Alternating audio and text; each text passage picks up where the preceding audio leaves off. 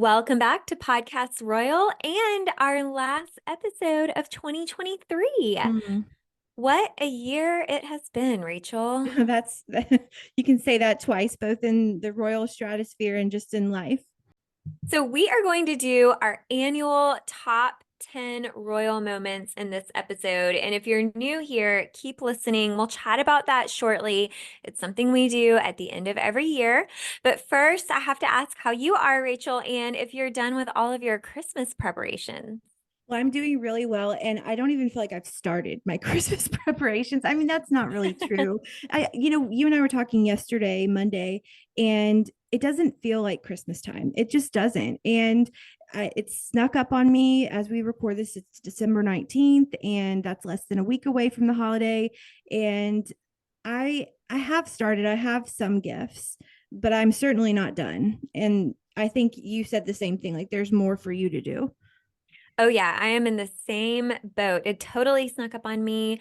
We have, I believe, missed our window for shipping unless you're going to Oh, pay yeah, expedited. probably. If you're paying for expedited, you might can still get something here. Otherwise, we're joining all the last minute shoppers in the stores. But I hope I hope that this episode today will definitely make it feel like the Christmas season because we've got a lot of Christmas content to We talk do have a about. lot of Christmas content. So if you're not in the spirit for whatever reason, maybe this will help push you there.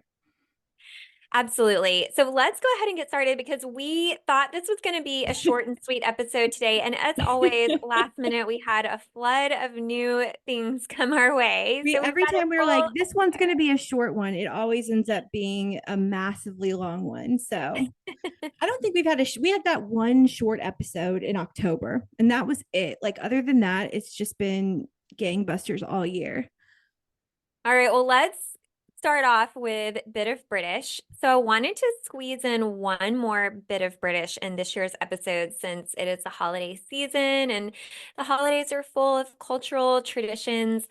And originally, I thought about discussing Boxing Day, and I mentioned that to you, Rachel, and then it dawned on me that I think we actually touched on this in an episode from years past. I don't remember if it was last year or before. So we may revisit this in the future, but I decided to take a little turn this time and thought we could talk about a yummy dessert rooted in British culture. And it's one that I have often eaten at Christmas with my family. So, today we're going to talk about the classic English trifle. And before we jump in, Rachel, I want to know if you've ever had English trifle and if you like it. I don't think I have actually, which is embarrassing because I know what it is, but I can't recall ever having it myself.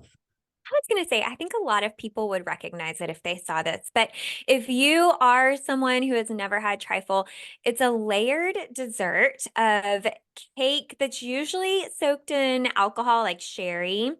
And then it's got fruit, custard, and whipped cream on top. And it is traditionally served in a clear glass bowl with tall sides. And it's got like a cake stand base.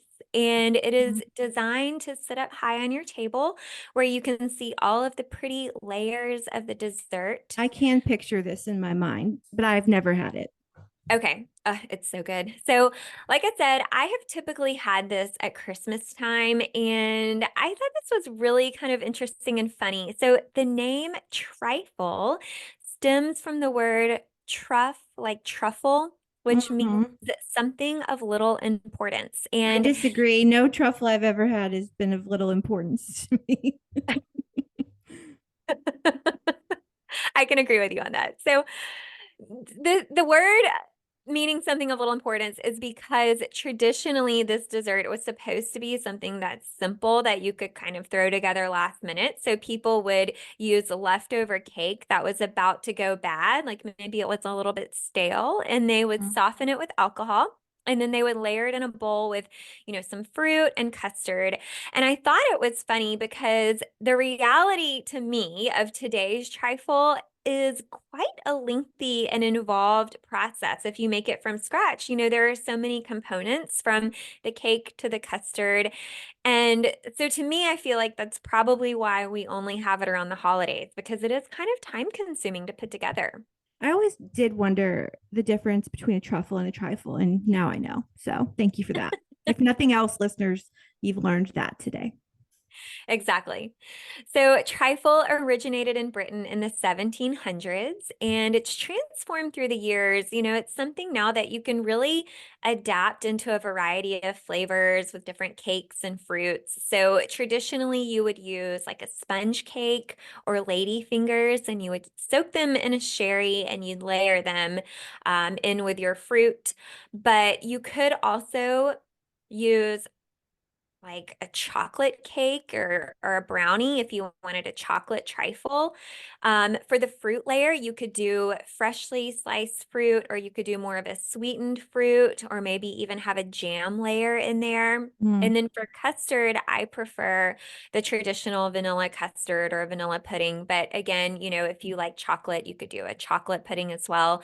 So you layer that in there. You've got your cake, your fruit, your custard, all in the dish, and you want to put it in there where it looks light and fluffy and you can see it when you look through the glass bowl. And then you do a top layer of whipped cream, and if you want to get really fancy, you can decorate it with some cherries around the top, or you could put some chocolate shavings, and there you have it, your Christmas trifle. This is why, okay, you and I were just talking offline about why I don't watch the Great British Baking Show. This is why, because I'm not even seeing it and I'm getting hungry based off of what you're talking about. This is why I don't watch Top Chef. This is why I don't watch food shows, because I don't want to like I want this so bad. Like I'm like, where can I find a trifle? Like Yeah, that sounds amazing.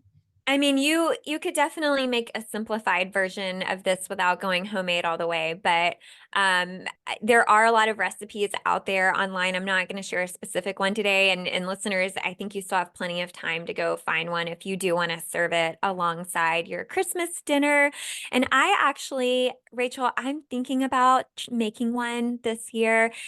And I want to do a different spin. So normally I kind of do the traditional flavors, but I am thinking about making a gingerbread trifle.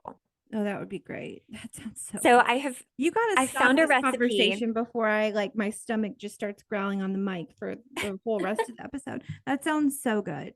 Well, I found a recipe for a gingerbread cake, and I'm going to do vanilla pudding, and then I was thinking about doing a layer of baked cinnamon apples. Oh Um, yeah. so I'm super excited to try that. Hopefully, I've ordered some ingredients on Amazon that I'm hoping arrive. Of course, it'll be a gluten-free version, which I think Mhm. will still be really good, but hoping everything arrives on time. And if so, if it turns out, maybe I'll get a picture and I can share it. Yeah, put it on Instagram for sure. Totally. So I hope everybody enjoyed that. And let's go ahead and get into the royal rundown. Yeah, it's quite a royal rundown, and we've also got quite a bit of royals around the world too. So let's start here. So, really quickly at the top, we know obviously that season 6, part 2 of The Crown came out on Netflix. It's our last episode. I have watched. Have you watched? I really, really, really want to see it. And I have heard bits and pieces of it. But as you said, things have been so busy. I hope to watch it sometime next week when I'm on vacation. Well, that's exactly why we're going to give listeners a bit more time to binge the show over the holiday.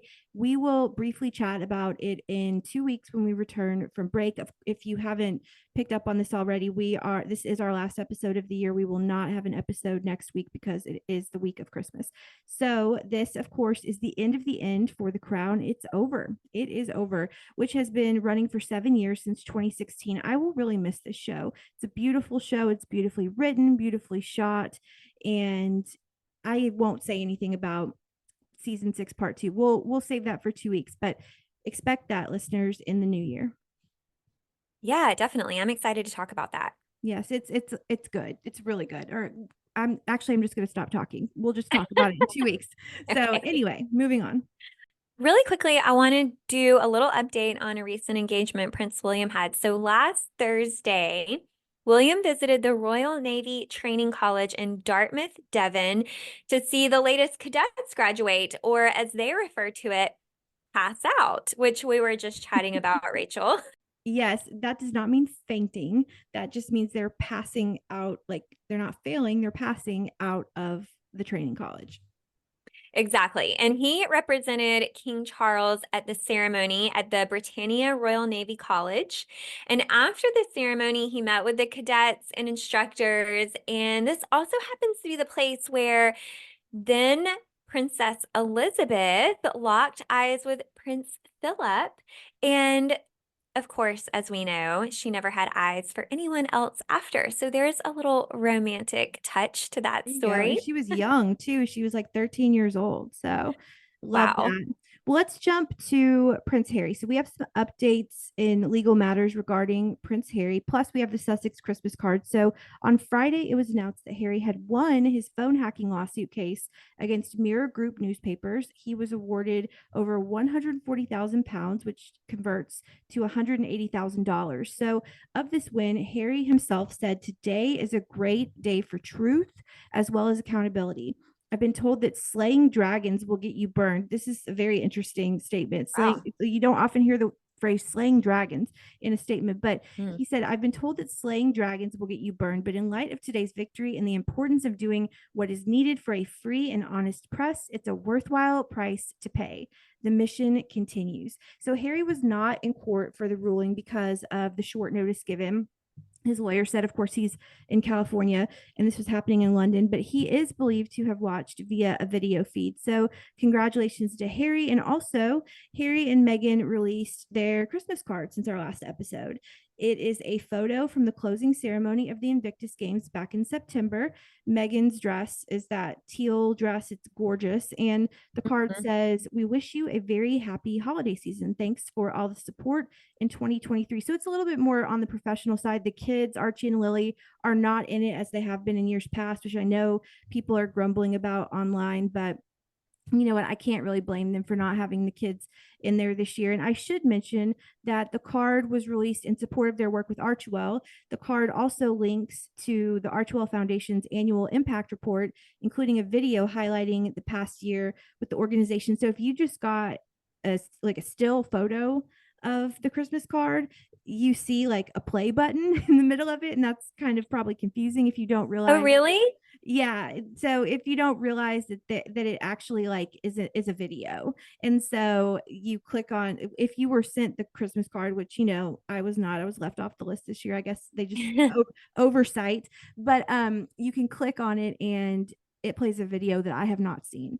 I am not privy to said video, but yes. So, and we'll talk in just a minute that we also have another section of the royal family that has released their Christmas card, but we'll get there in a bit.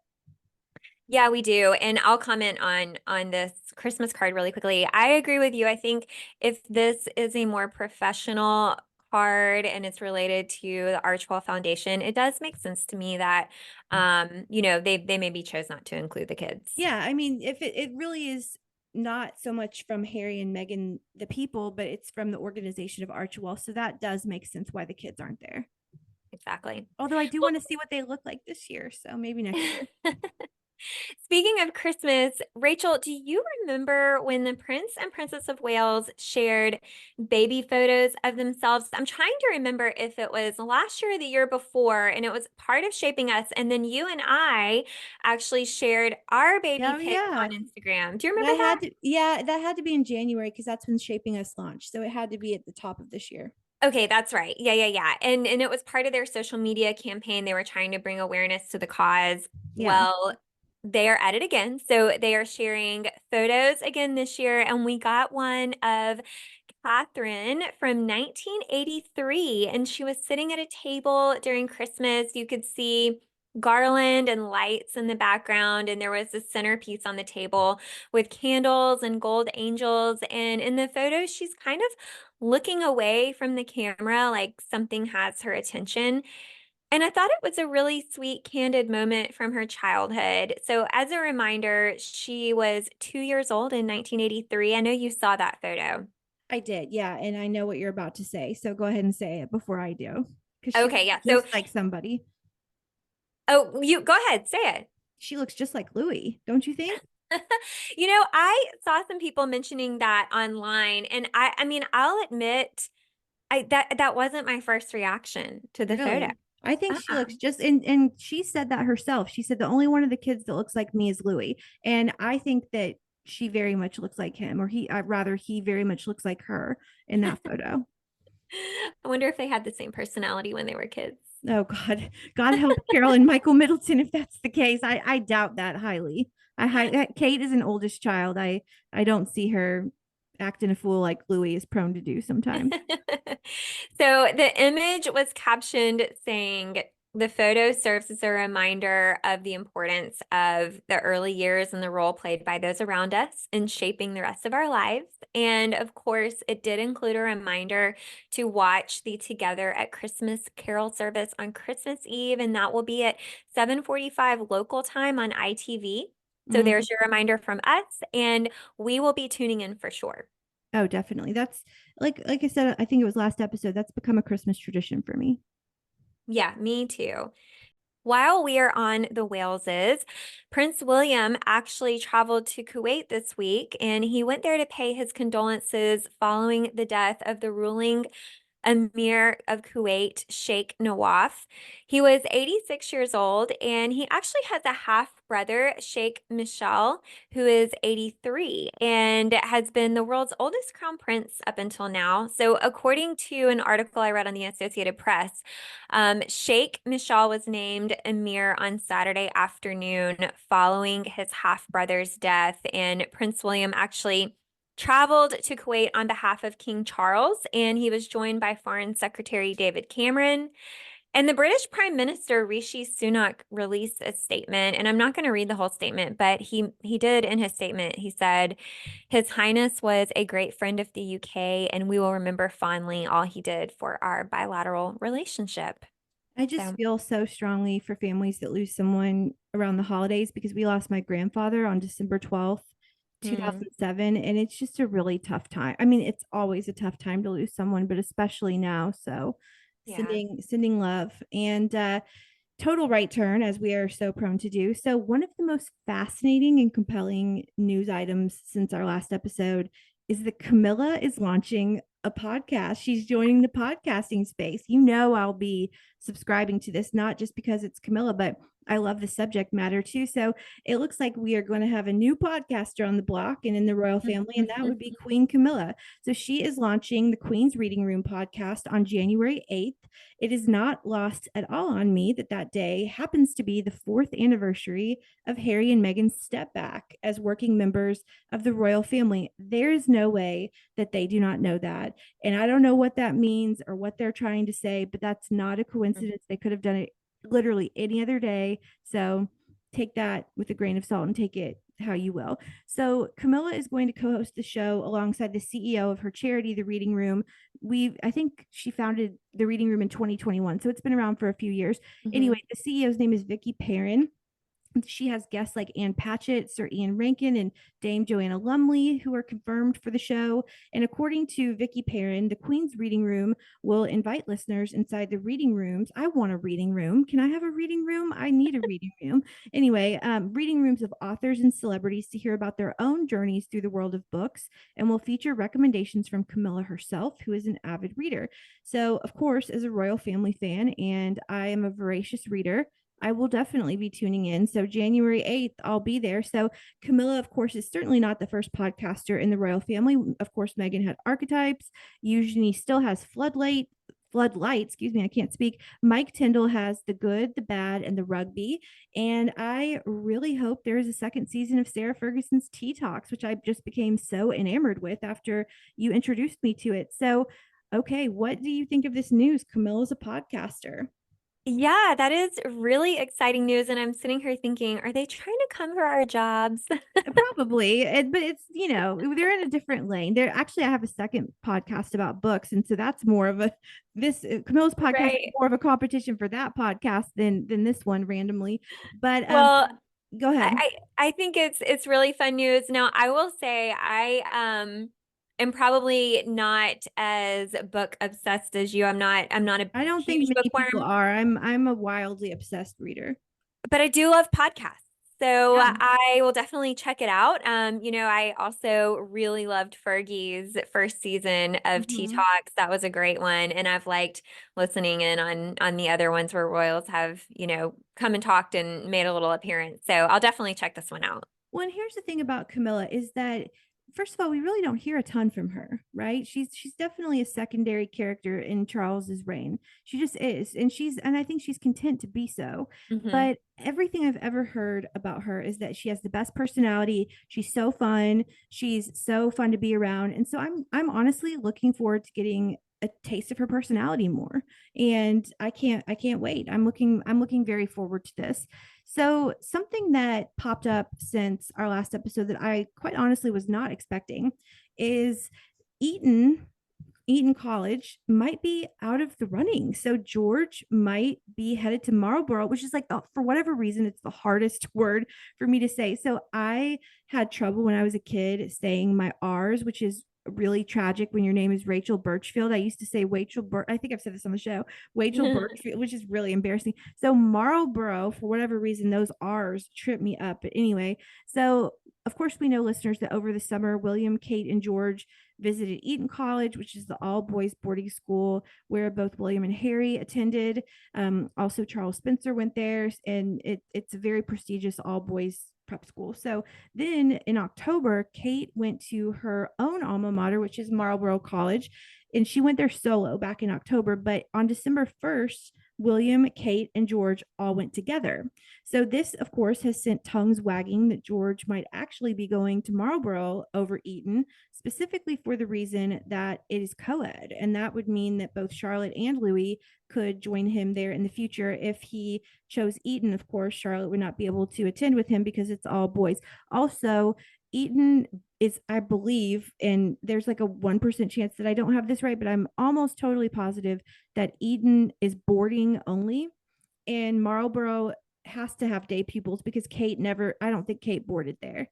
So that also, Kate has said in no uncertain terms that she doesn't want her kids to board because, and I don't, I mean, I say I don't know many moms that would, who knows, but I don't think that she wants her kids to go to boarding school. I think she would prefer them to be day pupils. So no firm decision is made, although Marlborough really does look like it is the front runner. It seems that Kate is really strongly pushing for Marlborough, which is going to be like the hardest word for me to say. Like, if you guys have to choose Eden, I'm just kidding because I can barely say Marlborough. But anyway, she's pushing for it less because it's her alma mater, although she did have a really good experience there, but more because she wants all three of the kids to be able to stick together like they are now at Lambrook. So this was kind of unexpected. So what do you think? Well, I think I mean, I recall we talked about this a while back, and I think it makes complete sense. And my prediction is that is where he'll go. I think Catherine also, I think she wants her kids to have more of a normal education experience, like non-royal kids, how she grew up, like you said, go to school during the day. You can still come home and be with your family in the evening. And I think she had a great experience going to school there. And didn't Princess Eugenie go to school there as She did. well? Yep, she sure did. So She sure did. I don't think it's a crazy idea to think that, George, Charlotte, and Louis will go there. And if I had to make a prediction, I do. I think that's what it'll be. I think so too. I think that, I mean, so of course George is at Lambrook until he's 13, which is not for another 3 years. That he just turned 10, of course, over the summer.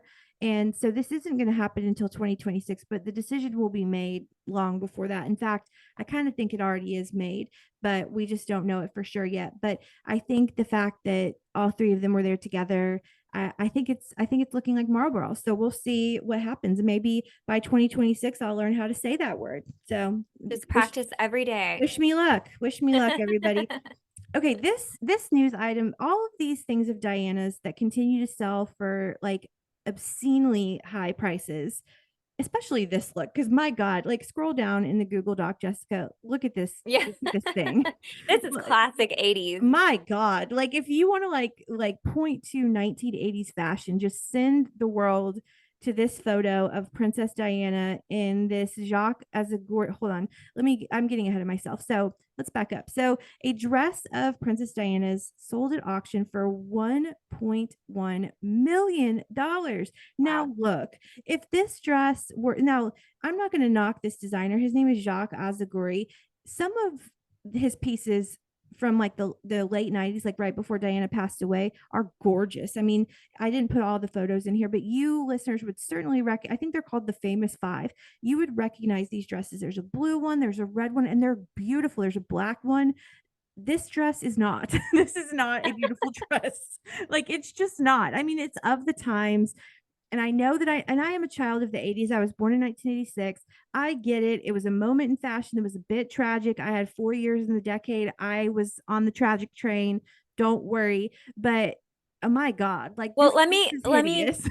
describe this for listeners. So the top portion is black and it's got the classic big puffy shoulder pads, long sleeves, and then it goes down into a very dramatic dropped waist with sort of a little ribbon band. Almost kind of looks like it's around her thighs. It's so dropped. And It's then pretty dropped. Yeah. the bottom half is like it's a purple skirt. Well, So completely let me different color. explain it in the way that the auction house described it. But hold on, I'm still getting ahead of myself. So anyway, the $1.1 million was 11 times the asking price. It was originally valued at $100,000, which in and of itself is insane. $100,000 for a dress, and this dress, I'm sorry, I'm not knocking the designer. The designer is very talented. His other pieces are beautiful. This is a piece of the times, and it's just not, we'll just say this, it's just not my aesthetic. Okay, so again, the dress is by Jacques Azaguri. It was originally worn by Diana in April 1985 when she was with Charles on a visit to Florence, Italy, and then she wore it again in 1986 to the Vancouver Symphony Orchestra. Again, as I just said, the original estimate for the dress was $100,000, and the winning bidder is unknown. He or she paid $1,148,080. That's just makes me sick. Like, I could think of so many places and so many more, you know, I guess modern dresses than this. But anyway, the sale is record breaking. It shatters the record for the most expensive dress worn by Diana to be auctioned. That previous record was set actually earlier this year when a purple Victor Edelstein evening dress sold for $604,800, which I thought was wildly high at the time. And now we've basically doubled that. So, okay, here's the fashiony description of this look. And we'll have to put a picture on Instagram because it just has to kind of be seen to be believed. But the dress has, as Jessica said, padded shoulder pads, a black velvet bodice with embroidered stars in metallic thread made from Jacob Schlafer fabric. Okay, I don't know what that is, but with a two-tier royal blue organza skirt with a sash and bow. And it is very dropped, as you said. And as I said, here is in all its glory. So, Jessica, I have to know, would you pay $1.1 million for that? I wouldn't pay $1 for that. That is, I'm sorry, that is just not, that's wild. Well, as we've said on the podcast before, I know. I mean, there aren't The many. short answer is no. My There goodness. aren't many pieces of clothing that I would spend a crazy amount on, even if, I had the $1 million to do it. That's just not, especially not this dress.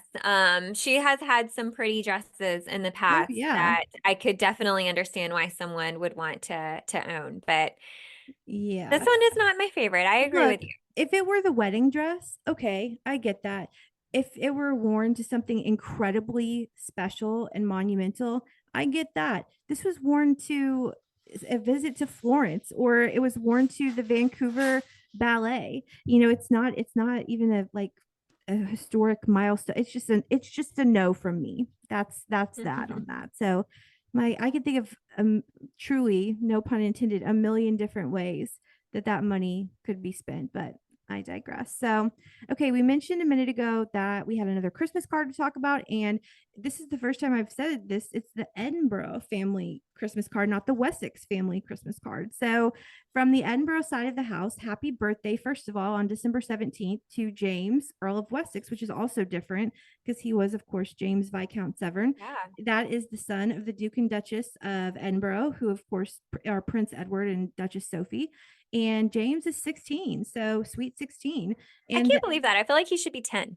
I know he will Time just forever goes be by. 10 in my mind, and Louise too, but Louise is 20 now. So they're growing up. So the Edinburghs also released their Christmas card with the message wishing you a Merry Christmas and a Happy New Year from Edward, Sophie, Louise, and James. And the card apparently features a number of photos of Edward and Sophie. Louise and James photos are not included, kind of like Harry and Meghan didn't include Archie and Lily this year. We don't have a photo, or at least I haven't found one yet, a photo of the actual Christmas card, but I did read an article where someone was describing the card. So love seeing the Christmas cards come out, although I guess I haven't seen theirs. But I did see it actually. you did?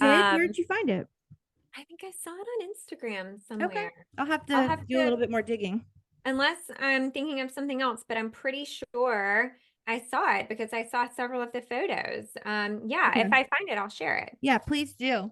And okay, last item for me, and I know you have one more to round out the royal rundown, is Kate was on the show, the BBC Two show Secrets of the Aquarium. So from her visit on the set of Strictly Come Dancing to the BBC Two docuseries Secrets of the Aquarium, Kate is all over our TV shows right now. So she appeared on an episode that aired on Tuesday, which is the day we're recording, but the day before the episode comes out. And she filmed that at the National Marine Aquarium in Plymouth. So her visit actually brought attention to the importance of seagrass in countering damaging changes to our climate.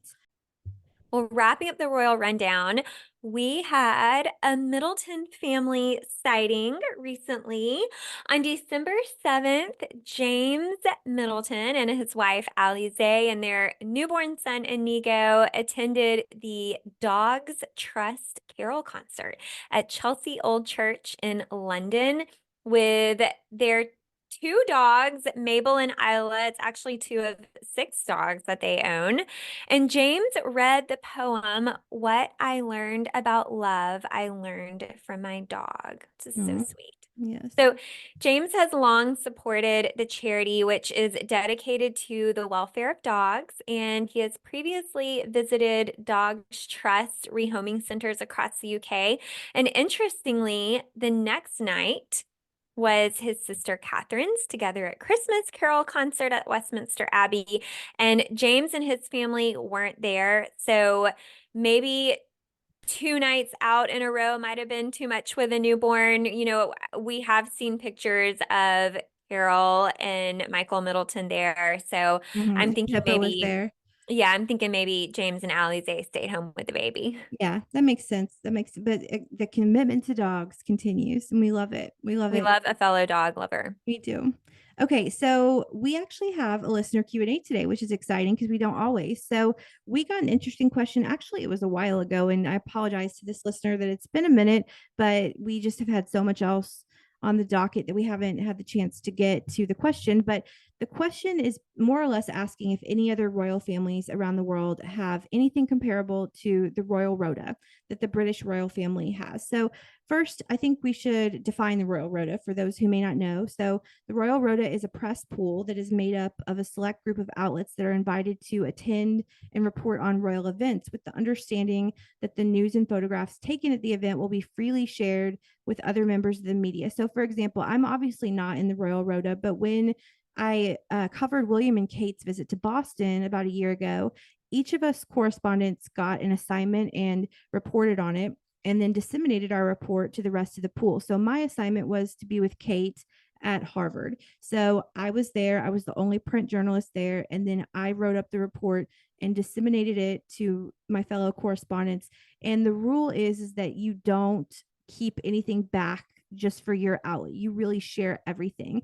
And people do that. And it actually is really cool. It's a really cool way to report, and one that I had never done before and have not done since, and might not ever do again unless I cover William and Kate on a visit. So it was definitely a new experience for me. But the reason for doing this is to alleviate space and security concerns. So the Rota includes the Wire Picture Agency, the Council of Photographic News Agencies Limited, Independent Photographers Association, and UK TV networks like BBC, Sky News, and ITN. So core members of the print media include the Daily Express, the Daily Mail, the Mirror, the Evening Standard, the Telegraph, the Times, and the son. And if you've heard of Royal Rota, it's probably because Harry and Meghan vociferously spoke out against them. They refused to kind of play their game.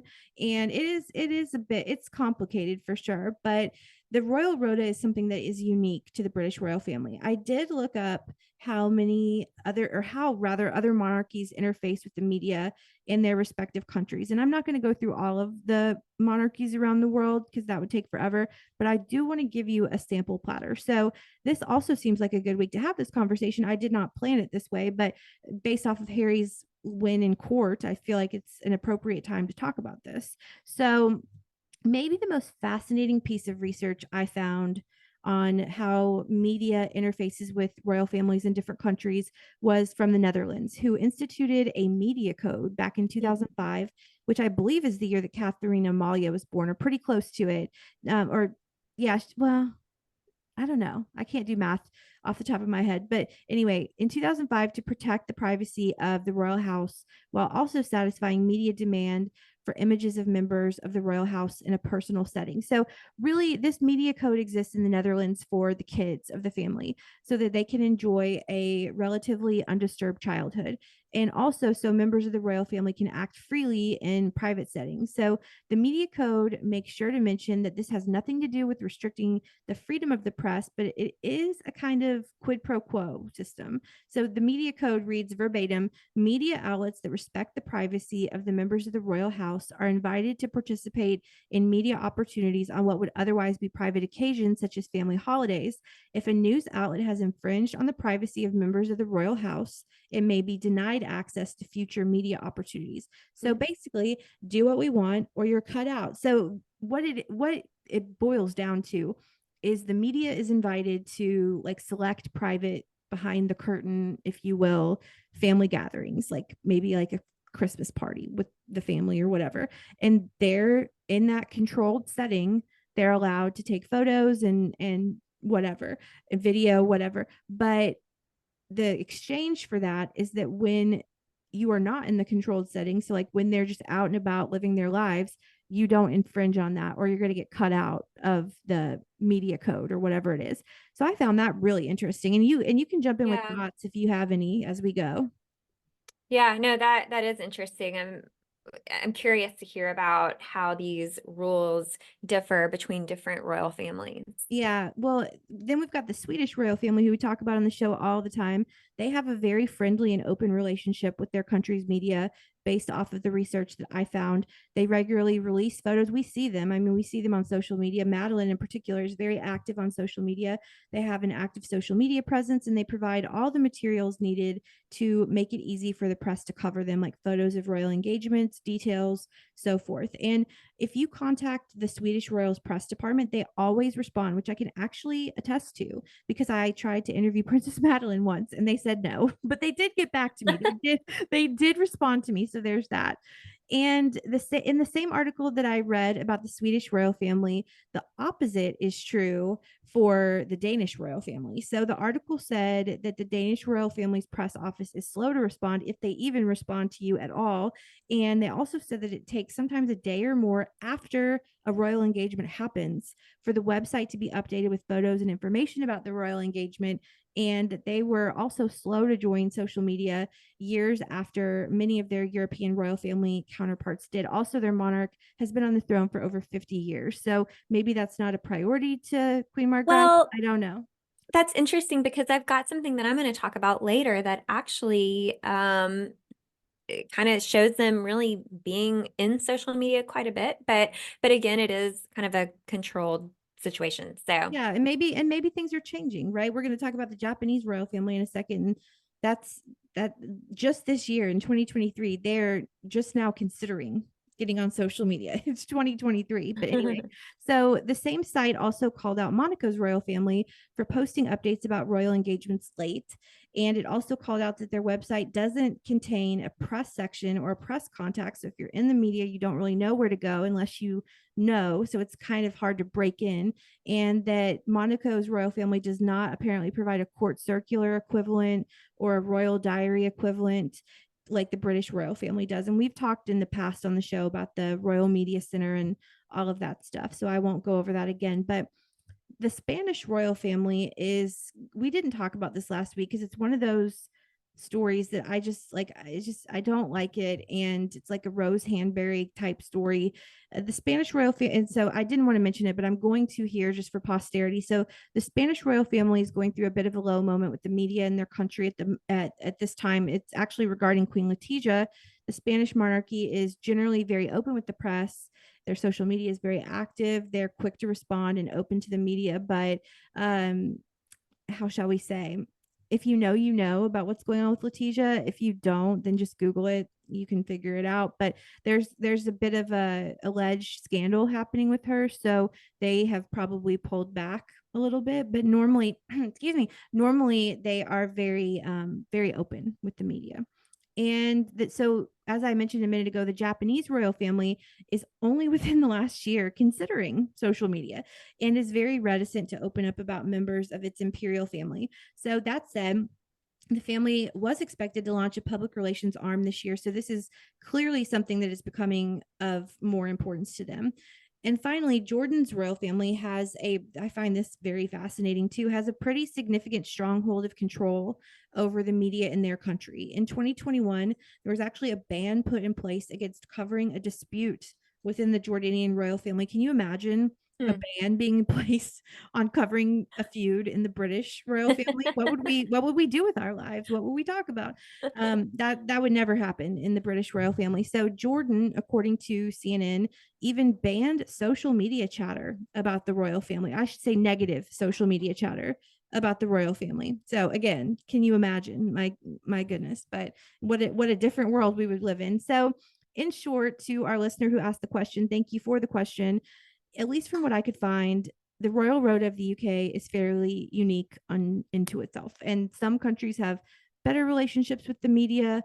Some countries, maybe it needs a little bit of improvement, but each country, each royal family, each monarchy really handles it unique to itself.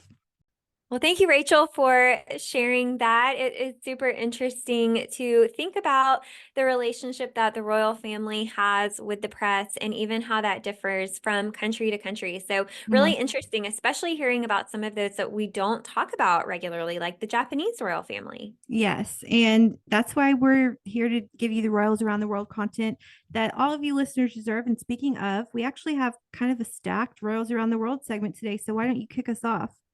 Yeah, we do. So I mentioned last week that Prince Sverre Magnus of Norway turned 18, and we were really short on time last week, so we didn't get to discuss his super fun video that was posted on social media, and I want to share details about that today.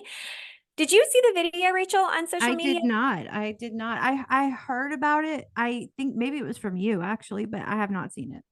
It was really cute. I thought it was a sweet moment between him and his older sister, Princess Ingrid Alexandra, who is 22.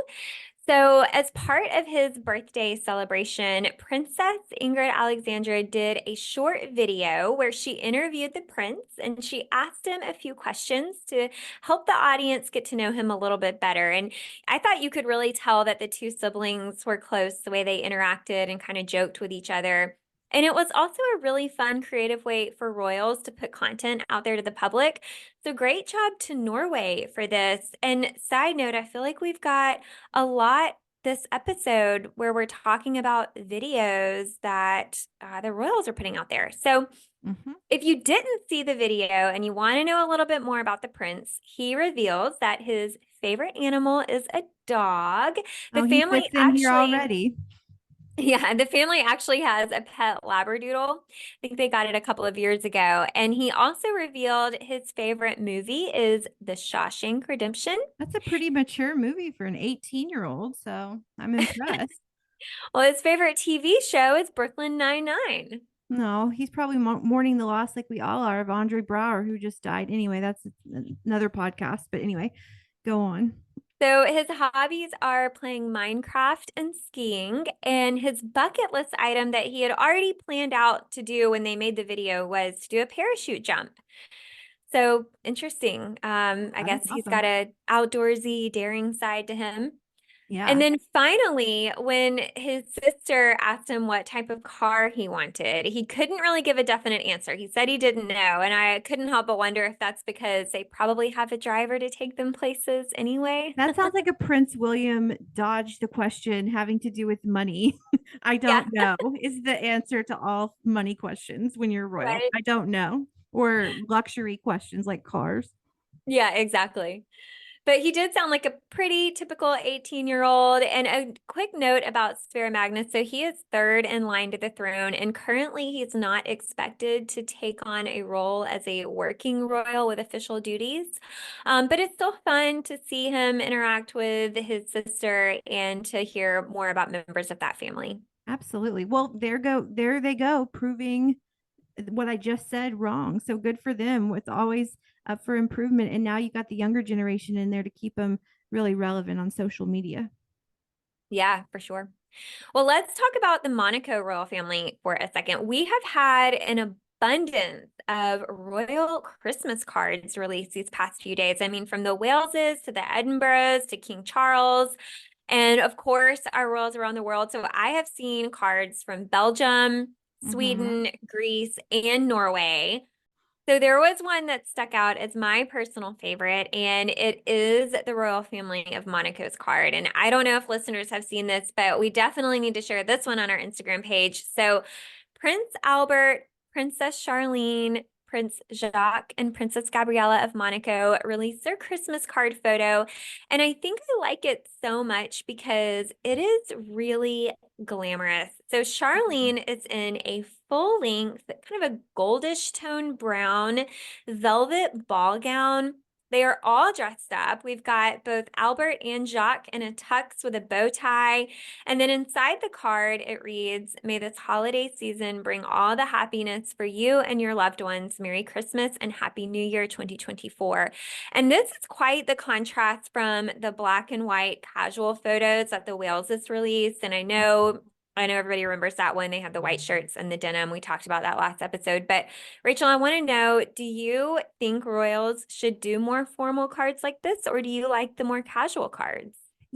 I like me personally, I like the more formal cards because they are royalty and we want our royalty to be royalty. However, I also understand that the UK is in a major cost of living crisis and maybe the tone is wrong to dress as the Monegasque royal family is dressed here. I mean, that that might send the wrong message. So I think kind of it has to be on a case by case basis, but I do appreciate a good tux, a good ball gown with the beautiful Christmas tree behind them. I love this Christmas card. It's quite a contrast from the Waleses, but it takes all kinds, I guess. Yeah, I think what I have decided is I like the Christmas cards that feel really Christmassy. Mhm. So, of course, I always love them getting dressed up and having a ball gown on, but I like the warm colors. I Yeah. like if there's like the Christmas tree in the background or candles or something that feels just warm and cozy. Like I think back to the Wales's Christmas card that year where it was a photo from another time in the year, but they had on sweaters and boots and it was more casual, but it still had a Christmas feel. And Yeah. so I think those are my favorite. Yeah, that's a good point because if I don't really care what you're wearing necessarily, but like the Wales is there's nothing that screams Christmas to me in that photo. Nothing. And you could be in those outfits in front of this backdrop that Monaco has, and I would love it because like you said, it's a Christmas card, it's a holiday card. So make it as such. So yeah, I do love this card. The color scheme is beautiful, and this might actually be my favorite Christmas card of the year. I think this might take it, like Oh yeah, as me far too. as royals go, anyway. But yeah, I think this might take the cake. Well, let's move into Sweden. So, Princess Sofia of Sweden, we haven't talked about her in a while. She's beautiful, glamorous, Carl Philip's wife, one of my favorite royals from a fashion perspective. We got a glam fashion moment from the Swedish royal family I do want to talk about. And first off, the Swedish royal family mingled with Nobel laureates at a dinner at the Royal Palace in Stockholm. Princess Sofia, again, as I just said, is married to Prince Carl Philip. Sophia's dress is the stuff of dreams for me, especially this color, which I think is so perfect for the holiday season. Jessica, I snuck a photo in here if you scroll down. So this is a red off the shoulder ball gown in a deep scarlet color. Sophia is wearing the palmette tiara here. So I'm almost 100% sure you, Jessica, have mentioned this tiara on the show before, but she received this tiara as a wedding present from her in-laws, King Carl Gustaf and Queen Sylvia, on her wedding day in 2015. On that day, she wore it with emerald. So the court jeweler, who listeners you are probably all aware of, but is someone I am obsessed with, says Queen Sylvia had the tiara made from a necklace she received from a Thai princess.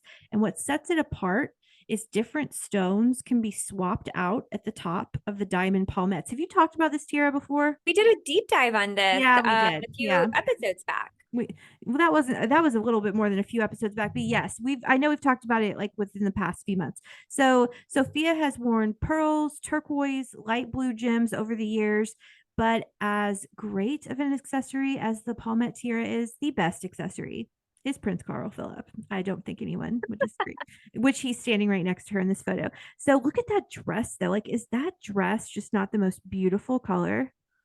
It is. It's a rich, what is that? Like a crimson Like a red. scarlet. I would call that a scarlet. Scarlet. Yeah, and I think it has almost like a shiny look, and it's Yeah, just it looks like satin. I've been seeing red as just having a moment in fashion this year I right now love it. anyway. And I mean, I have always said bright reds don't necessarily complement me all that well, but I mean, they are having a moment and I've been seeing a lot of it and it is really beautiful. That dress, we talk about like what dresses would we wear. That dress is my dress. I must somehow find a way in my life to wear that dress. That is a beautiful dress. The only thing that maybe is missing, and maybe she, didn't do this because she's wearing the tiara, is wouldn't a great necklace just look so good right there?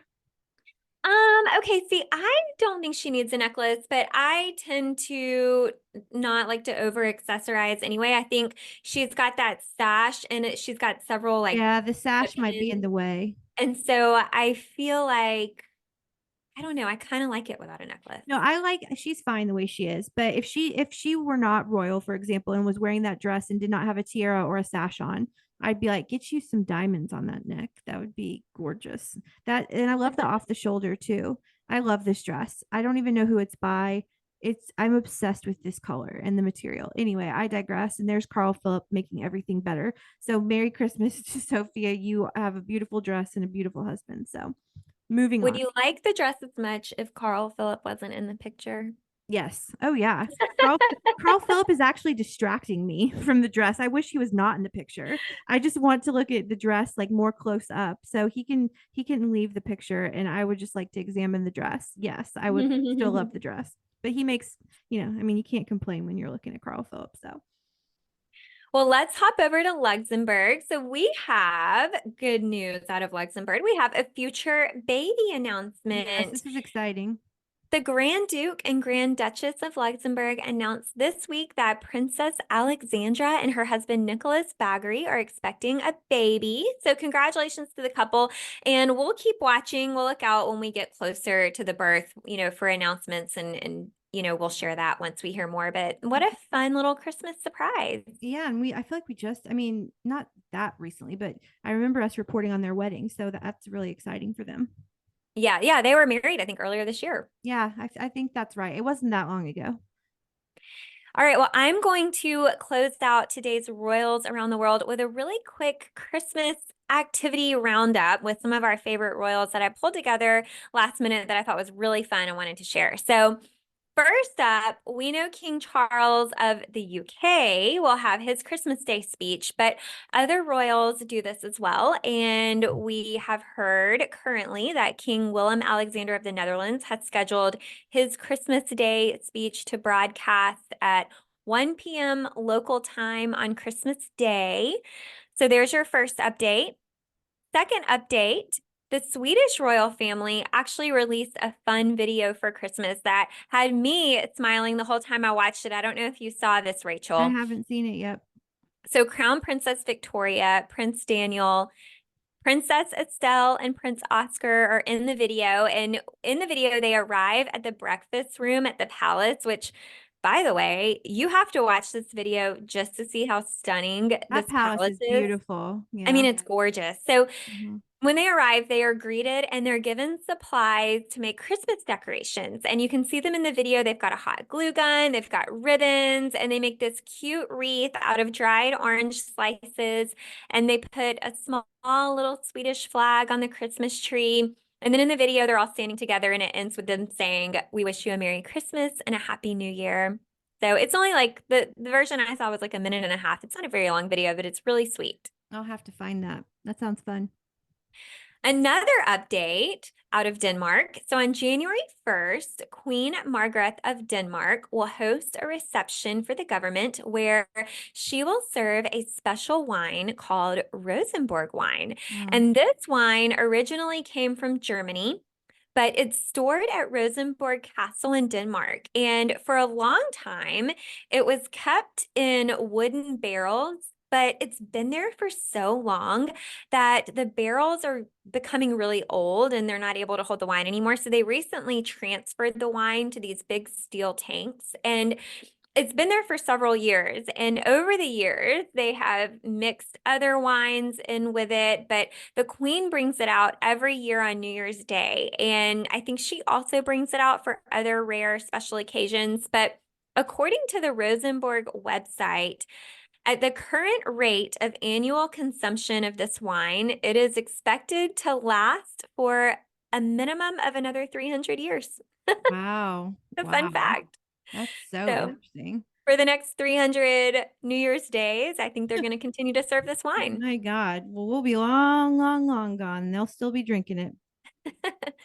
All right. And lastly, this one I really love. So we have been getting a series of short videos on Instagram from the Danish royal family that are like a video advent calendar. Have you seen these, Rachel? I have not. So you know that I'm not really, I'm still kind of on my social media detox. So I'm not seeing all this good stuff. I need to break that and see all these fun videos.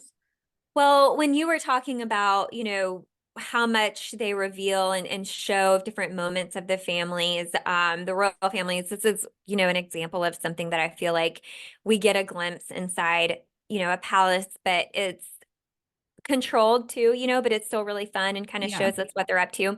But they are releasing little videos leading up to Christmas, and they are calling it Christmas Behind the Castle Windows. that's cute. So it is really cute. They started on December 1st with Prince Vincent in the palace kitchen with the royal chef, and he is helping him make Christmas treats. So you can see the prince, he's shredding apples, he's cutting little vanilla pods, he's mixing batter and sprinkling powdered sugar, and they make this dessert together.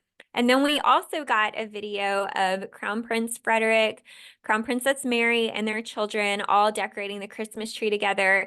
And I love their dog made an appearance in the video. You can hear him barking. And I thought this was really cool. They actually put real candles on the Christmas tree, which I thought that's pretty risky in a big fancy castle. Yeah, But in the video, I will say they didn't actually light the candles. They were just on the branches. They were really pretty.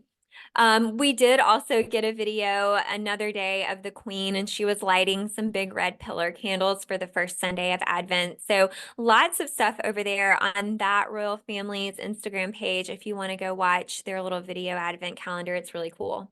that's a great idea, honestly. The British royal family should do an advent calendar next year. Like Yeah, I love take it. notes, take notes, take notes.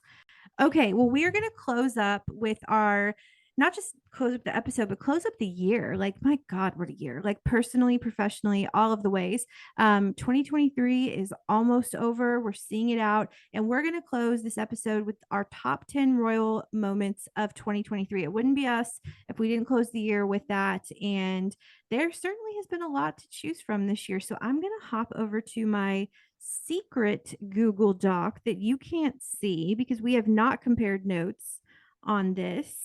And I'm interested to hear what yours are. So we do these, listeners. We do, if this is for whatever reason your first, I think this is our fourth time we've done this, which is wild. But if you haven't listened to us before, we go back and forth. And Jessica and I decided offline before we started recording, we're not going to go like deep into these moments, like the coronation. You know what that is. You know why that's on our list. So we're just going to kind of popcorn it and keep it relatively. Spoiler alert. Well, come on. Like, how is the coronation not going to be on our top 10 list, right? And so, like, it happened, like, it hasn't happened in 70 years. So, but yeah, okay. So, spoiler alert. But So and let me just say, we're going to do kind of a quick rapid fire on these, but we take turns going back and forth. And right. also, this is something that I want to throw out there that we also remind listeners every year. These are the most memorable moments for us that stick out in our mind. It may not be everybody's most memorable moment, and it also doesn't have to be necessarily a positive And it sometimes thing is that not. happened. Sometimes It's is not. just something that is impactful and that we remember, even if it's maybe not our favorite moment of the year. It may be our least favorite thing of the year, but it's something that kind of stuck out in our mind that happened this year. Yeah, like I think my number one last year was Queen Elizabeth's death. Obviously, that's not a positive, but it was certainly the most memorable thing that happened last year. So yeah, good call out. It doesn't have to be positive. These are our personal opinions. And hey, we'd love to hear what your top 10 lists are. And we'll tell you at the end of the episode how to get in touch with us. But okay, so let's start with, as we do, 10 and work our way down to one. How about that? And then Okay. do you want to go first? I will, and I will go ahead and say some of mine I think are a little bit unconventional to what we normally do and maybe a little funny. Okay. So I thought I'd do something a little different this year, but all right, Good. my number 10, I'm positive you don't have this on your list, Okay. is Royal PDA. I don't have that on my list, and that is So interesting. I think this year we saw a change. We know kind of traditionally our royals don't show a lot of PDA, but if you'll remember at the BAFTAs, Kate had that butt grab moment with Prince Yep. William where she kind of pinched Yep. his cheek. And Yep. then we had the state visit recently where they're at Buckingham Palace and you see them both kind of brush, they kind of hold hands for a second and have their arms around each other. When they didn't realize the camera was on them. And then we also had in Norway at Crown Prince Haakon and Princess Mette-Marit's joint birthday party, they had a little bit of a passionate kiss together at that party. Yeah. So I just thought we had a lot more PDA moments than we normally do this year. Well, I agree. And that did not make it to my list, but I'm glad that it's in there because it's true. We have had, I mean, hey, if you're in love with your person, show it, whether you're Prince and Princess of Wales or what. Okay, my number 10 is an example of, well, it's kind of a mixed bag. It's like half good, half bad. So my number 10 is about Fergie. Two things about Fergie. Number one, that she was diagnosed with breast cancer this year, and she's doing well. So that is great news. And then the second part of that about Fergie is Tea Talks, which I mentioned before. That is her podcast. I loved that. It brought me a lot of joy when I listened to it. And Mhm. so that is my number 10. Kind of, again, kind of a mixed bag of positive and negative, but those two news items about Fergie are my number 10.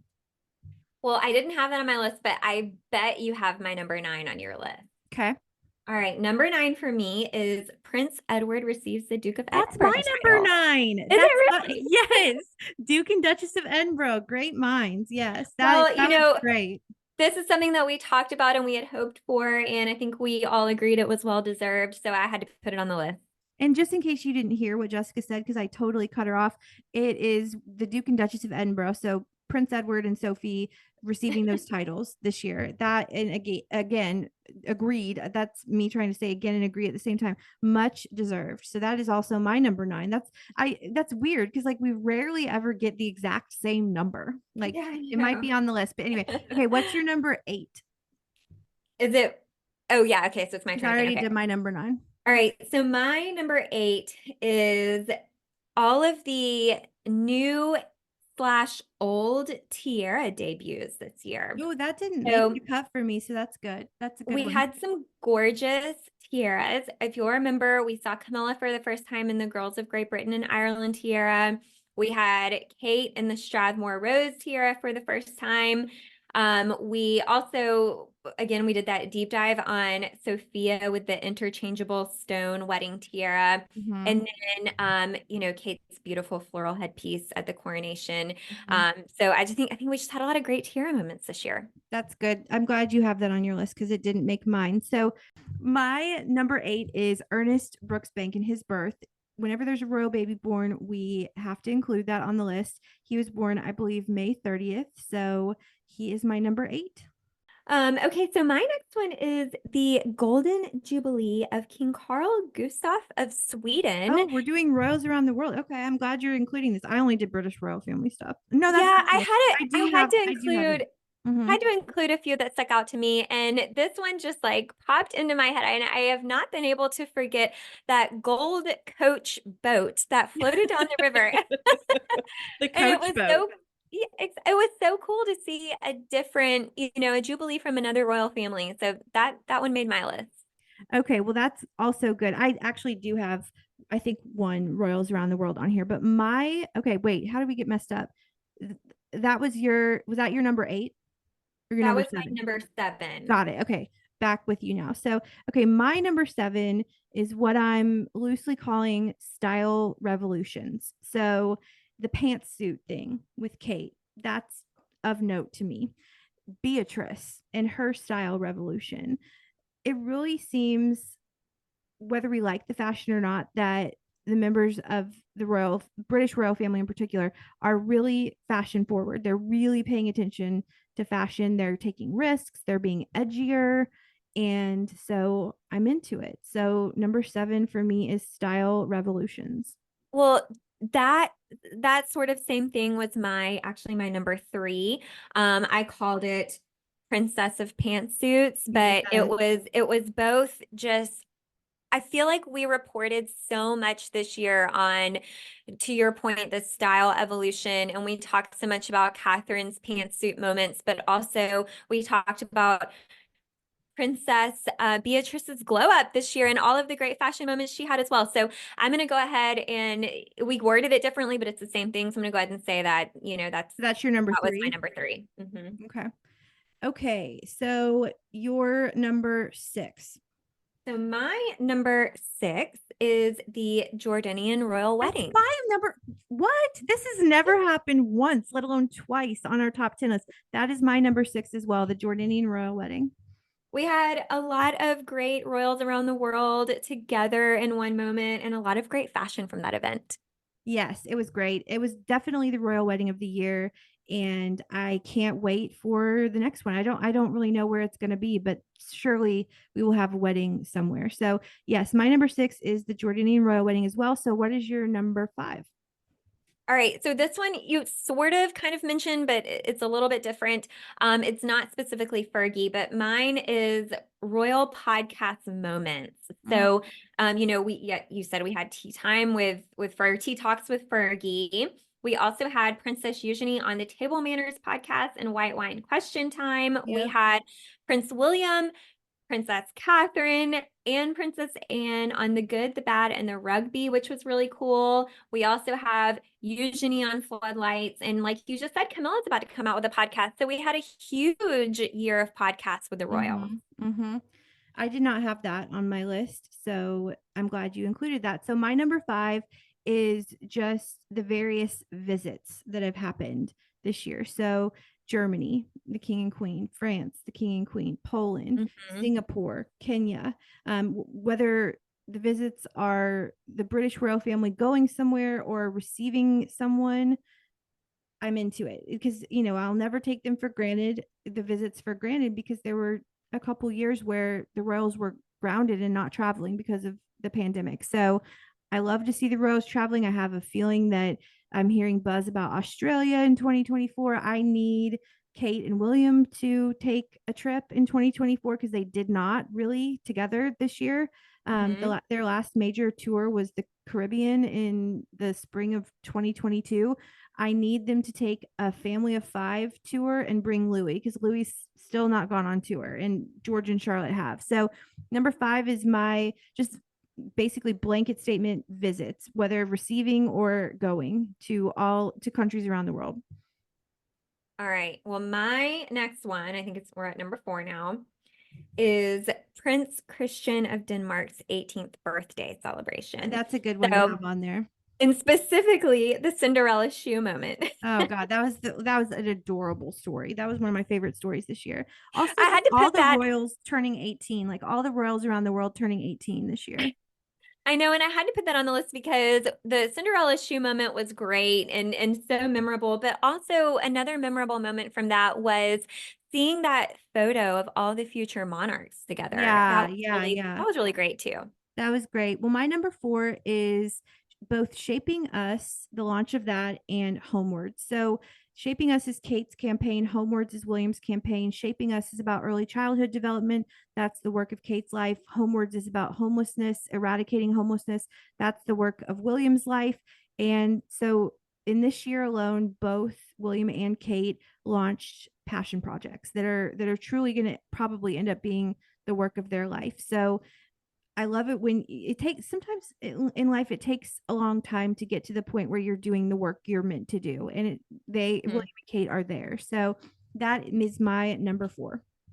Well, I'm happy that you shared that and that you put them both together as well. And that one was not on my list. And that's one thing that I love when we do this is we have a little bit of overlap, but it's a great way for us to share more than 10 things that are memorable from this year. Right. And obviously, listeners, if you can't tell, we have not consulted each other on this. So it's a surprise to both of us what each of us has on our list.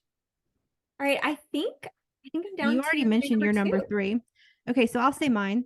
My number three is the Invictus Games, and along with that, lumped in with that is Heart of Invictus, the Netflix docu-series from Prince Harry. So I loved having the Invictus Games this year. It was so much fun to watch Meghan's fashion. It was so much fun to see Harry and his passion work, and I just loved every minute of it. And so we're not going to get an Invictus Games in 2024. We have to wait until 2025 when the games go to Canada. So I'm soaking it up and just, Harry and Meghan look so happy in that week. And it was also Harry's birthday that week. So it was just a really good week. And so that is my number three.